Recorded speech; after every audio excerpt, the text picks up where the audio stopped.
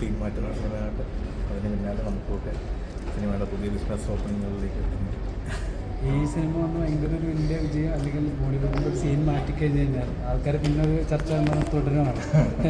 അതും അപ്പോൾ സീൻ മാറ്റുമോ? അതിനേക്കാൾ വളരെ ചെറിയ കുഞ്ഞു സിനിമയാണ്. എല്ലാവരും അതാണ് പറയുന്നത്, ചെറിയ സിനിമയാണ്.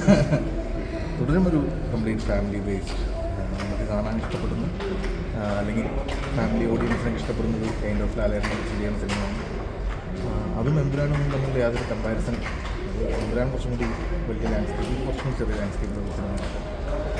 ചേട്ടാ, ഈ റിലീസിംഗ് ഡേറ്റിനെ കുറിച്ചിട്ട് എന്തെങ്കിലും കൺഫേംഡ് അല്ല. 13 എന്തായാലും സിനിമയില്ല. നെക്സ്റ്റ് ഡേറ്റ് എന്താണെന്നുള്ളത് പ്രൊഫഷണൽ കൺഫേം ആകുന്നുണ്ട്. ഞങ്ങളെല്ലാം വർക്കിൻ്റെ ഫൈനൽ സ്റ്റേജിലാണ്. അപ്പോൾ ഞാൻ വർക്ക് നടക്കുന്ന സ്ഥലത്താണ് വന്നത്. കേക്സും വിഷ്ണു ഒക്കെ ഫൈനൽ മിക്സിങ്ങിൻ്റെ സമയത്ത് നിൽക്കുവാണ്.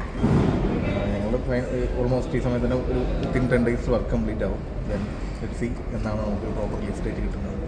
അപ്പോൾ തുടരും വലിയൊരു വിജയമാണ്. Thank you. തുടരും അതിൻ്റെ പോസ്റ്ററിൻ്റെ ഡീകോഡിങ് വീഡിയോ ഒക്കെ ഇറങ്ങിയിട്ടുണ്ട്, അത് കണ്ടായിരുന്നു. അല്ല, തുന്നിക്കെട്ടല്ല, അത്രേ ഉള്ളൂ.